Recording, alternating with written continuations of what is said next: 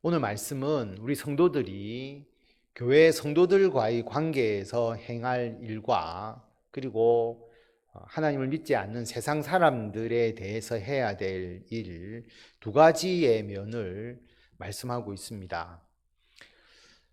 8절에서 마지막으로 말하노니라고 말하고 있는 것으로 봐서 앞에서 남편과 아내에 대한 내용 등 앞에서 한 내용을 포괄적으로 베드로 사도가 하나님의 말씀을 전하는 것으로 볼 수 있기 때문에 이 8절 말씀이 굉장히 중요하죠. 마지막으로 말하노니 정리하면서 말하는 내용이니까 굉장히 의미가 있습니다. 8절 말씀을 보면 너희가 다 마음을 같이 하여 동정하며 형제를 사랑하며 불쌍히 여기며 겸손하며, 여기서 마음을 같이 하라라고 하는 것은 뜻을 합하여서라고 하는 의미입니다. 교회에서 하는 우리 일에 성도들의 마음이 하나가 되어야 한다라고 하는 뜻이죠. 특히 오늘 말씀에 나오듯이 다른 사람을 동정하고 형제를 사랑하고 불쌍히 여기는 일에 대해서 성도들이 모두가 같은 마음으로 함께 그 일을 감당해야 한다라고 하는 거죠. 여기에 서로가 마음의 불일치가 있어서는 안 되는 것입니다. 한글로 번역을 하다 보니까 우리가 오해할 수 있는 그런 표현들이 조금씩 나오는데요. 동정한다라고 하는 단어, 우리가 동정한다라고 하는 것은 어떻게 보면 좀 불쌍한 사람, 약한 사람을 우리가 동정한다라는 표현을 쓰지 않습니까? 구걸하는 거지를 보면 참 안 되었다, 불쌍하다, 동정심이 생긴다, 뭐 그렇게 이야기를 하잖아요. 그런데 여기서 동정한다라고 하는 것은 그런 의미가 아닙니다. 다른 사람이 겪는 고난에 대해서 우리가 이해하고 공감한다는 의미를 가지고 있습니다. 더 정확하게 말하면 함께 고난을 겪는다라고 하는 것이 원문적인 의미입니다.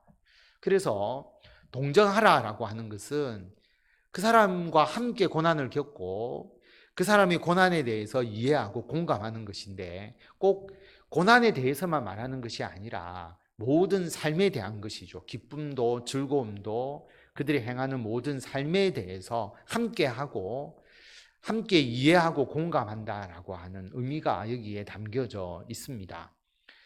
강자가 약자를 동정하는 것, 또 가진 자가 가지지 못하는 자를 동정하는 것과는 다른 것이고요. 예를 들어서 세월호 사건이 있었을 때에 아이를 잃은 부모의 마음을 우리가 동정할 수 있죠. 불쌍히 여긴다는 의미가 아니라 우리도 자식을 키우고 또 자식을 키워본 부모로서 그 부모들의 아픔에 대해서 우리가 충분히 공감할 수가 있는 것이죠. 그것이 여기서 말하는 동정입니다.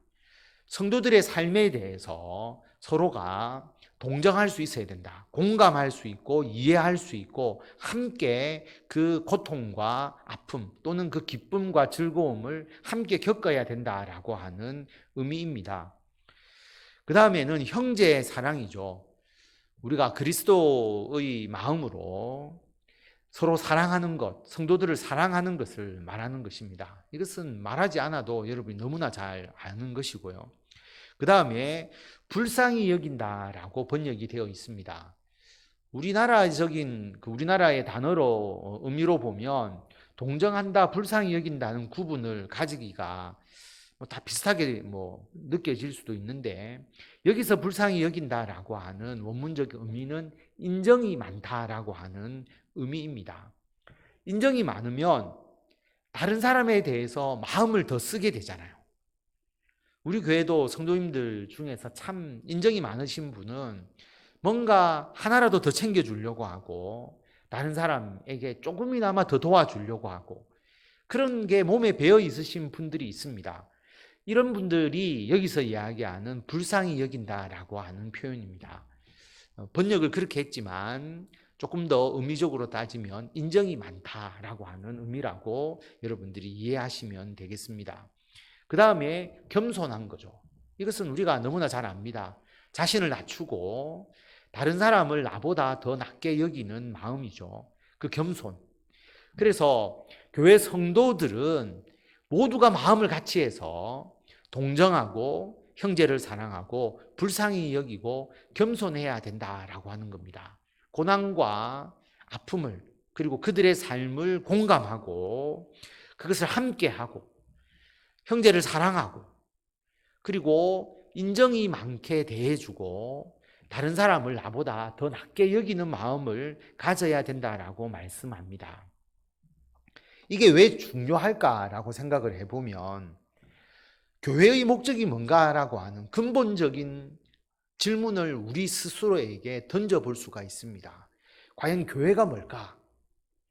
우리가 코로나를 겪으면서 예배의 중요성을 다시 한번 깨닫게 되지 않습니까? 그래서 예배를 못 드리다가 또 예배를 드리게 되니까 우리가 예배 공동체이구나 이걸 깨닫게 되죠. 그런데 예배만 드린다고 교회가 되는 것이 아닙니다.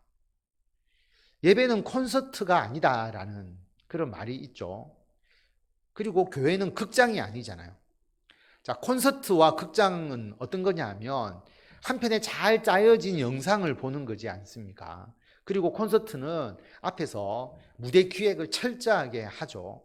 그래서 우리가 앉아서 보면 거기에 몰입되도록 재미도 있고 그리고 극적인 효과도 있고 그거지 않습니까? 그런데 우리가 예배 찬양과 설교 그 다음에 예배의 각종 프로그램을 참 잘 준비해서 어떤 극적인 부분까지 그리고 잘 준비된 전문가들이 기획을 하고 그리고 거기서 전문가들이 찬양을 하고 그 다음에 설교를 아주 잘 하시는 분들이 멋지게 설교를 하고 그렇게 예배를 드렸다고 해도 그게 집회가 될지는 모르지만 예배가 안 될 수가 있다고 하는 거죠.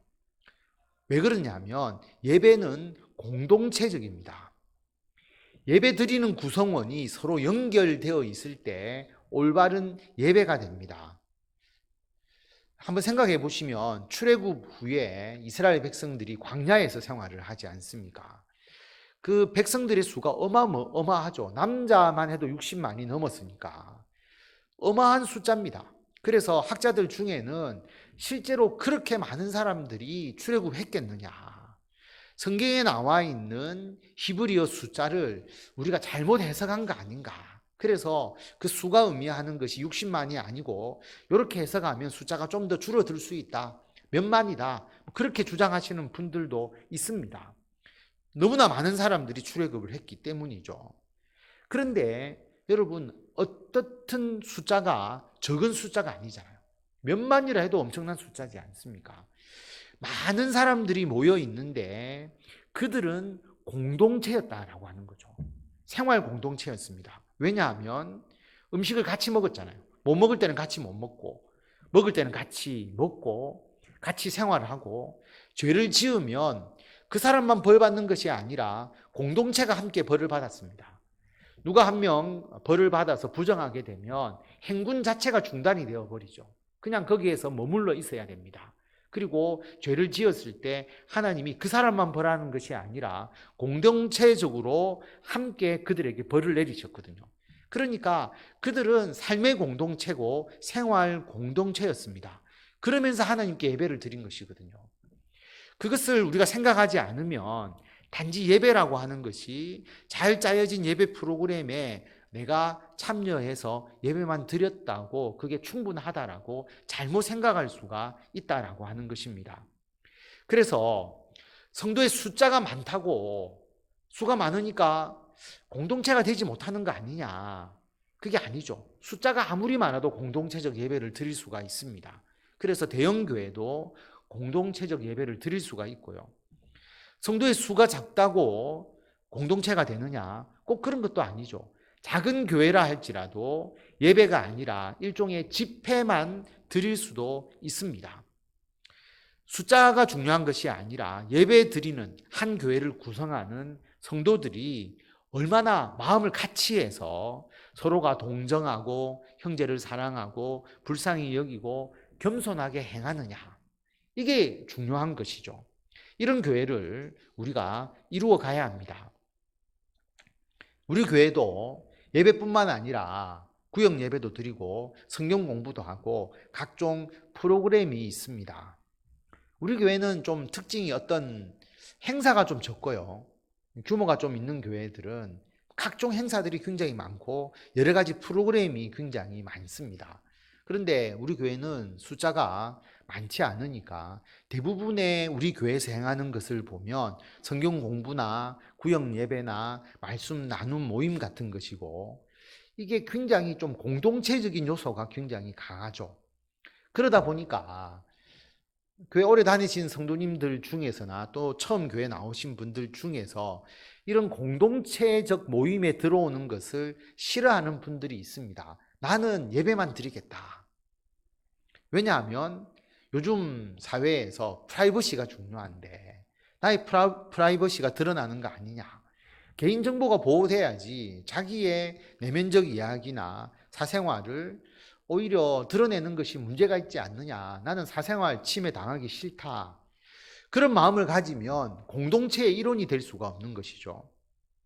공동체가 되려면 그 속에서 먼저 자신을 드러내어야 합니다. 그리고 내가 다른 사람에게 다가가야 하는 것이죠. 여러분, 오랫동안 한 교회에서 신앙생활을 했는데 서로에 대해서 깊은 것을 잘 모른다면 저 사람과 나와의 관계가 표면적으로는 늘 보니까 잘 아는데 실제로 그 사람의 삶이 어떻는지, 그 사람의 가족은 어떻는지, 그 사람이 요즘 어떤 문제가 있는지, 어떤 고민이 있는지 전혀 모른다고 한다면은 과연 공동체라고 할 수 있느냐라고 하는 의문을 가질 수가 있는 것이죠. 그래서 오늘 베드로 사도가 이 성경 말씀을 통해서 마음을 같이 해라. 동정하며 형제를 사랑하며 불쌍히 여기며 겸손하게 행하라라고 말하고요. 우리가 그렇게 행하지 못했다면 서로에 대해서 잘 모르면서 공동체를 이루어 가지 못한다라는 것을 우리에게 말씀하고 있습니다. 왜 공동체가 중요하냐? 교회가 하나님의 나라의 모형이잖아요. 이 땅에서 우리가 이루어가는 교회가 나중에 하나님의 나라가 되는 거잖아요. 하나님의 나라라고 하는 것은 두 가지의 측면이 있죠. 지금은 교회를 통해서 예수 믿는 사람들이 모이는 공동체, 그 모임의 공동체는 가상적인 거죠. 눈에 보이지 않는 교회, 우리 해운대 소정교회처럼 눈에 보이는 딱 이 모임이 아니라 전 세계의 예수 그리스도를 믿는 사람들은 하나의 보이지 않는 그리스도 안에서의 공동체를 이루어 가잖아요. 그게 하나님의 나라입니다. 하나님의 주권이 임하고 예수 그리스도를 믿는 사람들의 보이지 않는 그 모임, 네트워크, 이게 하나님의 나라죠. 그게 지금 확장되어 가고 있는 거지 않습니까? 또 다른 하나님의 나라는 뭐냐 하면 우리가 이 땅에서 죽으면 천국이라고 이야기를 하죠. 하늘 나라 또는 하나님 나라 같은 말입니다. 천국에 가잖아요.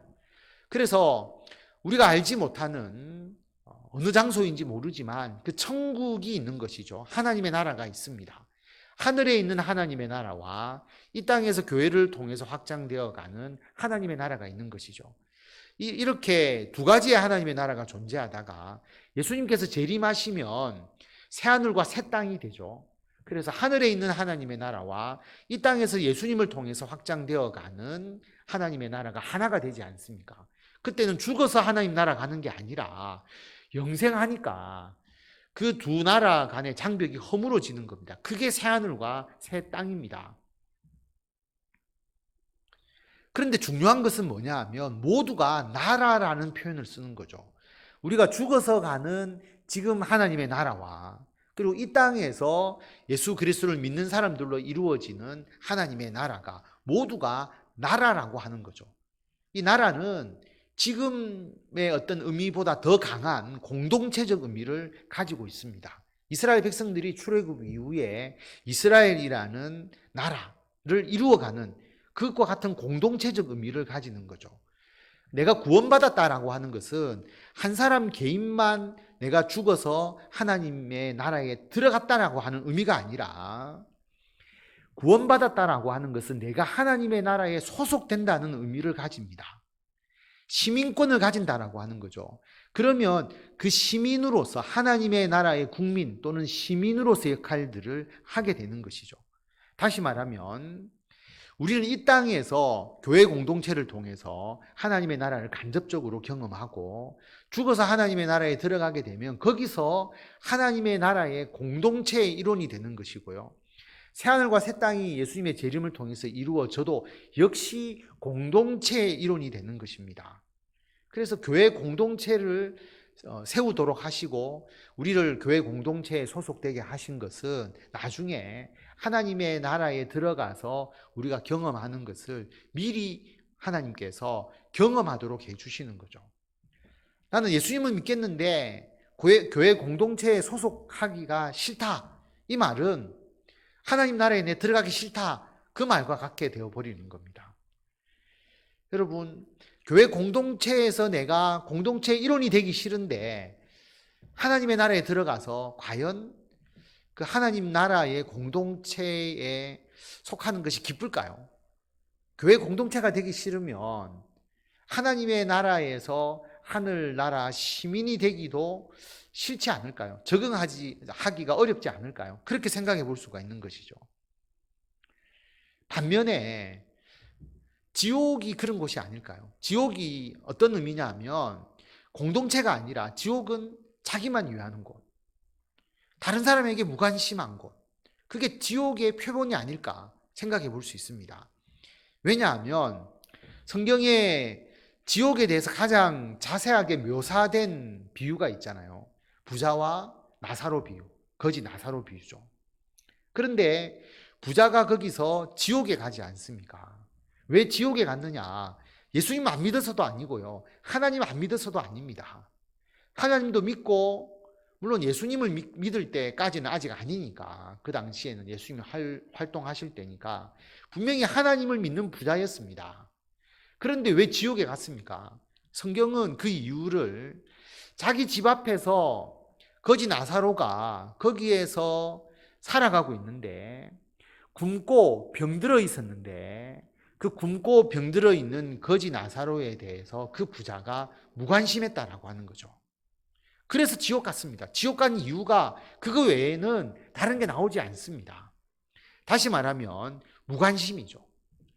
주위 사람에 대한 무관심. 그냥 자기만 배부르게 먹고 살아간 겁니다. 부자는.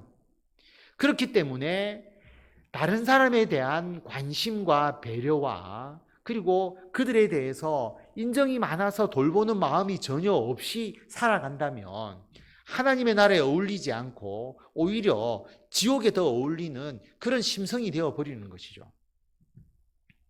그래서 오늘 말씀을 보면 마지막으로 말하노니 너희가 다 마음을 같이하여 동정하며 공감하라 라고 했죠. 그들의 아픔과 그들의 고난에 대해서 함께 할 수 있는 마음, 그리고 형제를 사랑하고 불쌍히 여기며 인정이 많게 대하는 것이다 라고 말씀을 드렸습니다. 그리고 겸손하게 자신을 낮추고 다른 사람을 나보다 더 낫다고 여기는 것, 그렇게 살아가는 겁니다. 우리 교회 공동체에서 다른 사람의 어려움이나 아픔이나 다른 사람의 상황에 대해서 우리가 같이 공감해 주어야 합니다. 그리고 그 사람을 사랑해야 되는 것이죠. 예수 그리스도의 마음으로 사랑하고, 그리고 인정 많게 서로가 대해 주어야 하는 것이고, 그리고 겸손하게 대해 주어야 합니다. 교회 공동체가 깨어지는 여러 가지 이유들이 있는데요. 특히 성도들 간에 또 그런 깨어짐이 있을 수도 있고, 교회가 서로가 나뉘어지는 경우들도 있고요. 그 원인을 살펴보면 겸손하지 못해서다라고 하는 경우들이 굉장히 많습니다. 뭐냐 하면 내가 지시하고 내가 가르치려고 하면 그 공동체가 깨어지죠. 또 상대방이 분명히 나에 대해서 어떤 섭섭함이나 불만이나 내가 잘못한다고 생각하는 것이 있을 수 있습니다. 그런 게 없겠습니까? 우리가 살아가면서 분명히 우리가 완벽하지 않기 때문에 우리들이 잘못하는 것, 또 우리들이 잘못 행하는 것, 그래서 상대방이 나에 대한 어떤 섭섭함과 불만이 있을 수 있는데 그것을 받아들일 수 있어야 되는 것이죠. 왜냐하면 내가 그 사람보다 더 낮은 겁니다. 그 사람이 훨씬 더 나은 것이죠. 그러니까 나에 대해서 지적해주고 나에 대해서 여러 가지의 부분들을 알려준다면 오히려 감사하는 마음으로 받아들이는 자세가 필요한데 그것을 굉장히 싫어하는 사람들이 굉장히 많죠. 그러다 보니까 나는 너보다 더 나은데 더 높은데 왜 나에게 그렇게 대하느냐, 그러면서 관계가 깨어져 버리는 겁니다. 겸손하면 서로의 겸손이 필요한 거죠. 다른 사람이 나에게 이야기하는 것도 받아들일 수 있고, 그리고 우리가 정말 겸손한 마음으로 다른 사람에게 그렇게 이야기를 하게 되면 서로의 문제가 발생하지 않게 된다라고 하는 것이죠.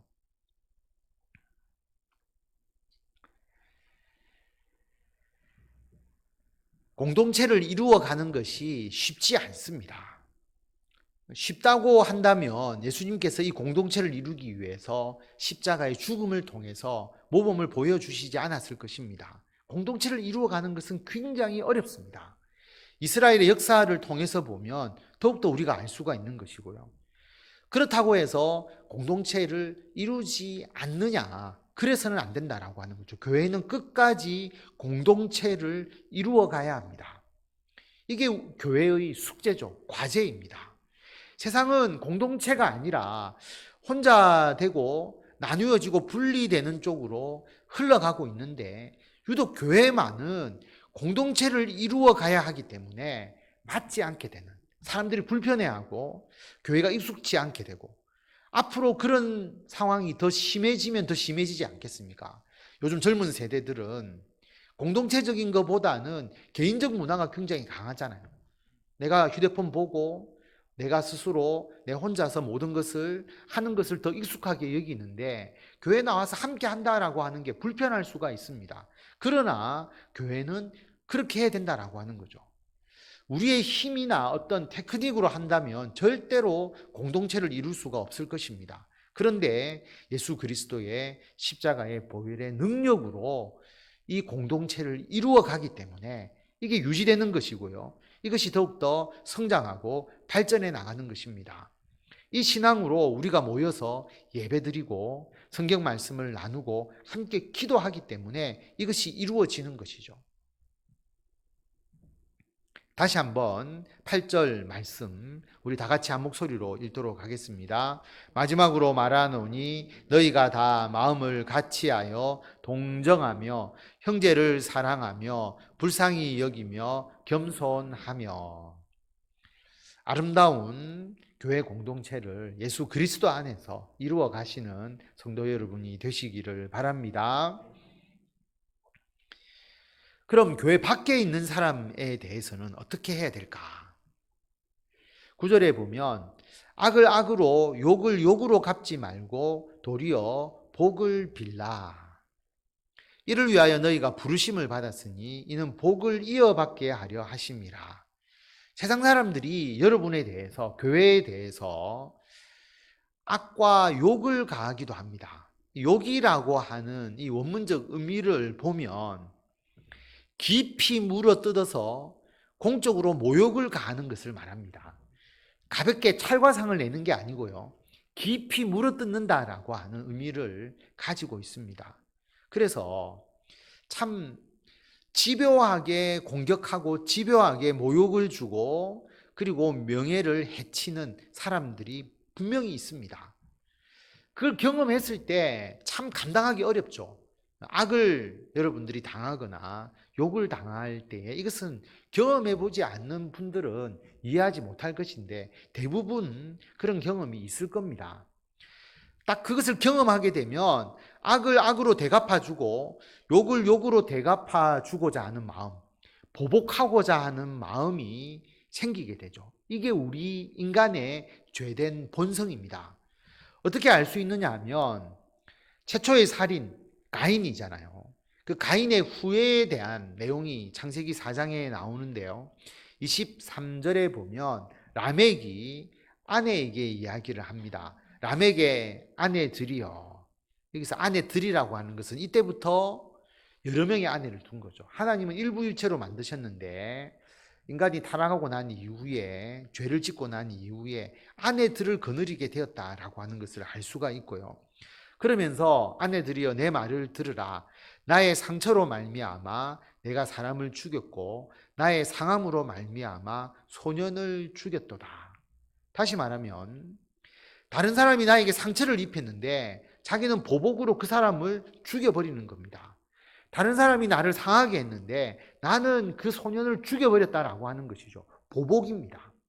그래서 24절에 보면 가인을 위하여는 벌이 7배일진데 하나님께서 가인에게 보복하는 자를 7배나 그 벌을 갚겠다라고 말씀을 하셨거든요. 그래서 해하지 못하도록 가인에게 표를 주시잖아요. 그런데 이 라멕은 뭐라고 이야기했느냐 하면 가인을 위해서는 벌이 7배지만 나에게 해를 끼치는 자는 내가 70배를 갚겠다, 77배를 갚겠다라고 그렇게 말합니다. 77배라고 하는 것은 딱 77을 의미하는 것이 아니라 무한정 나는 보복하겠다라고 하는 의미이죠. 그래서 과도하게 보복하는 것이 사람의 심리입니다. 그런데 하나님은 보복을 금하시죠. 특히 예수님은 보복에 대해서 철저하게 금하십니다. 물론 우리가 잘 아는 말씀이 있죠. 눈에는 눈, 이에는 이. 마태복음 5장 38절에 보면 눈은 눈으로 이는 이로 갚으라 하였다는 것을 너희가 들었으나 율법에는 동등 보상의 원칙, 이것은 공의의 재판을 위한 것입니다. 예를 들어서 한 사람이 눈을 상하게 하면 그 눈에 해당하는 만큼 이 사람은 벌을 받아야 되는 것이죠. 그래서 과도하게 보복하지 않고 잘못한 것에 대해서 동등한 만큼 거기에 대해서 벌을 내리도록, 그게 공의잖아요. 지금의 사법적 재판도 마찬가지지 않습니까? 죄를 지으면 거기에 대해서 반드시 벌을 받아야 되잖아요. 그런 차원에서 눈에는 눈, 이에는 이 동등 배상의 법칙을 정하셨는데 과도하게 보복하지 못하도록. 그런데 예수님은 이 동등 배상의 원칙까지도 허물어 버리시죠. 우리가 잘 아는 말씀이지 않습니까? 눈은 눈으로 이는 이로 갚으라 하였다는 것을 너희가 들었으나 나는 너희에게 이르노니 악한 자를 대적하지 말라. 누구든지 내 오른편 뺨을 치거든 왼편도 돌려대며. 악한 자를 어떻게 하지 말라고 하느냐 하면 대적하지 말라고 말합니다. 그러면서 오른편 뺨을 치면 왼편도 돌려대어라. 이거는 같이 보복하고 같이 악을 행하는 것이 아니라, 제가 설교 때 말씀을 드렸지만 비폭력적인 저항이다라고 말씀을 드렸습니다. 굴종하는 것이 아니고 저항하는 것인데, 폭력으로 저항하는 것이 아니라 그들의 악이 더 크게 나타나도록, 우리가 더 맞으면서 오히려 그들의 악이 잘못되었음을 드러나게 하는 방식이라고 말씀을 드렸죠. 그리고 40절에 보면 너를 고발을 하여 속옷을 가지고자 하는 자에게 겉옷까지도 가지게 하며, 벌거벗는 겁니다. 그러면서 저항하는 것이죠. 또 누구든지 너로 억지로 오리를 가게 하거든 그 사람과 심리를 동행하고 내게 구하는 자에게 주며 내게 꾸고자 하는 자에게 거절하지 말라. 대적하는 것은 아니고 비폭력적 저항입니다. 그래서 선을 통해서 악을 이기도록 하신 것이죠. 로마서 12장 17절에 보면 아무에게도 악을 악으로 갚지 말고 모든 사람 앞에서 선한 일을 도모하라. 상대방이 나에게 악을 행했는데 악으로 대갚아 버리면 똑같은 사람이 돼버리니까 우리는 선한 일을 도모합니다. 그리고 우리는 할 수 있거든 너희로서는 모든 사람과 더불어 화목하라. 우리는 모든 사람과 더불어 화목하는 겁니다. 그리고 내 사랑하는 자들아 너희가 친히 원수를 갚지 말고 하나님의 진노하심에 맡기라. 기록되었으되 원수 갚는 것이 내게 있으니 내가 갚으리라고 주께서 말씀하시니라. 얼마나 좋습니까? 우리가 친히 원수 갚을 필요 없고 하나님께 맡겨버리면 하나님이 죄지은 자, 잘못한 자를 알아서 심판해 주시는 겁니다. 그러니까 우리가 거기에 대해서 악한 마음을 가지거나 같이 욕하고 보복하고자 하는 마음을 가질 필요가 없는 것이죠. 20절에 보면 내 원수가 줄이거든 먹이고 목마르거든 마시게 하라. 그리함으로 내가 숯불을 그 머리에 쌓아 놓으리라. 원수가 분명히 죄를 지었잖아요. 나에게 해를 끼쳤잖아요. 그런데 어떻게 되갚느냐 하면 다시 악으로 되갚는 게 아니고 오히려 먹여주고 마셔주고 하면서 그들에게 행하게 되면 그들의 부끄러움이 더 드러나게 되잖아요. 그들의 잘못이 더 만천하에 알려지게 되지 않습니까? 그렇게 하라라고 말하는 겁니다. 그러면서 21절 말씀이죠. 악에게 지지 말고 선으로 악을 이기라. 악을 악으로 갚는 게 아니고요. 선으로 악을 이기는 것입니다. 그래서 마음으로도 그 사람에게 악과 욕으로 대갚지 말고 하나님께 맡겨버리는 거죠. 하나님, 이 문제를 하나님이 해결해 주십시오라고 이야기를 합니다. 그러면 하나님께서 훨씬 더 잘 해결해 주시고요. 우리가 할 수 없는 것까지 하나님께서 다 해결해 주시니까 우리는 마음의 악과 마음의 욕이 사라지게 되는 거죠. 내가 보복하려고 생각하면 여러분 그 보복하기까지 내 마음에서 얼마나 악과 화가 가득 차 있겠습니까? 그것을 품고 있다가 어느 순간에 보복하려고 하지 않겠어요?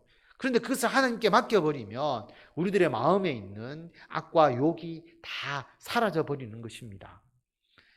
악과 욕을 하지 않는 이상으로 나아가야 되는데요. 어떻게 해야 되느냐 하면 오늘 말씀은 도리어 복을 빌어주라고 말씀합니다.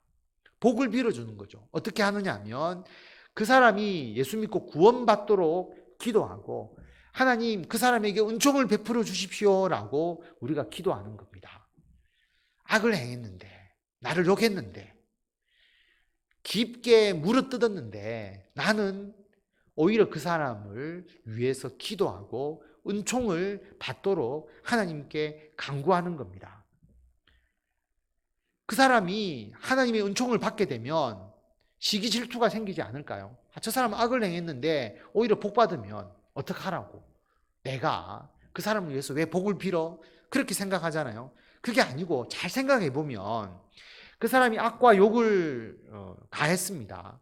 근데 내가 보복하지 않고 그 사람이 하나님의 은총을 받도록 복 받도록 기도했습니다. 근데 그 사람이 하나님을 믿고 은총을 받은 거예요. 여러분 복만 받겠습니까? 그 사람이 변화되겠죠. 그러면 자기가 했던 그 악과 욕에 대해서 죄책감 가지겠죠. 그러면 우리들에게 사과하고 용서 구하지 않겠습니까? 그러면 결국 우리가 이긴 거잖아요. 보복하지 않았는데 그 사람이 우리들에게 나와서 자신의 죄와 잘못에 대해서 고하고 용서를 구하게 되면 결국 우리가 이기게 된 것이 않습니까? 복을 빌었는데 우리가 승리하게 되는 겁니다. 이게 악에게 지지 말고 선으로 악을 이기는 겁니다. 우리가 이렇게 살아가야 될 이유는 이것을 위해서 우리가 부르심을 받은 겁니다. 예수님을 믿는다면 이 부르심을 받았기 때문에 이렇게 할 수밖에 없는 거죠. 이게 그리스도인입니다. 이게 우리들의 사명이죠.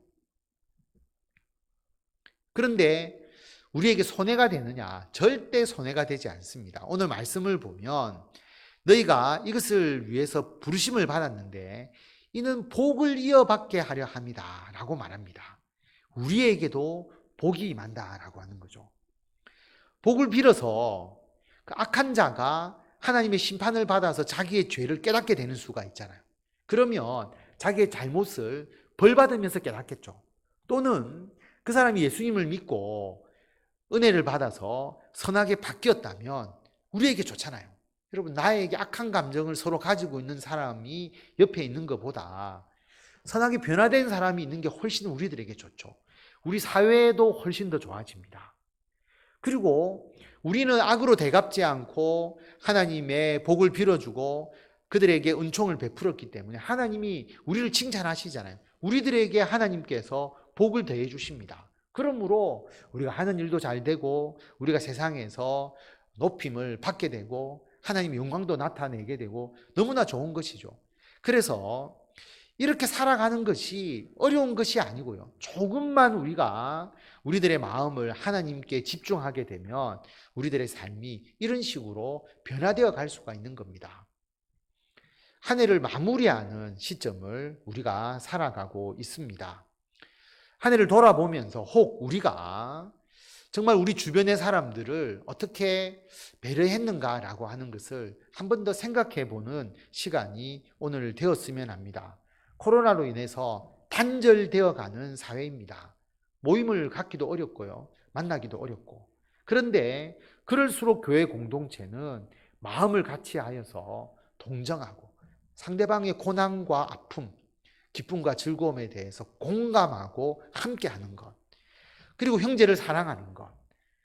그리고 불쌍히 여기는 것. 우리가 인정 많은 그런 마음으로 그들을 대해주고 보살피는 것. 그리고 나를 낮추고 남을 나보다 더 낮게 여기는 마음. 이것을 통해서 공동체를 더욱더 회복해 가야 하는 것이 우리 교회의 사명이고요. 그리고 세상에 대해서는 악을 악으로 욕을 욕으로 갚지 말고 교회에 대한 비난, 그리스도를 믿는 사람에 대한 비난, 과도하게 비난하는 사람들도 굉장히 있습니다. 물론 교회가 잘못한 부분들, 또 몇몇 교회가 어리석게 행한 부분들이 있지만 그렇다고 해도 세상이 우리들에 대해서 비난하거나 또는 욕을 하거나 악으로 갚는 그런 험악한 사회 속에서 우리가 그들에게 똑같이 대해주는 것이 아니라 우리는 그들을 위해서 기도하고 복을 빌고 그게 우리들의 사명이고, 그런데 결국은 그들도 잘 될 뿐만 아니라 우리가 더 하나님의 은총을 받고 교회가 더 복을 받고 성도가 더 복을 받게 된다라고 하는 것을 기억하시고 오늘 이 말씀을 이루어 가시고 미흡한 점이 있었다면 우리가 바뀌어져서 올해 마무리할 때 내년에는 더욱더 이러한 은총을 받아 누리시는 성도 여러분이 다 되시기를 바랍니다.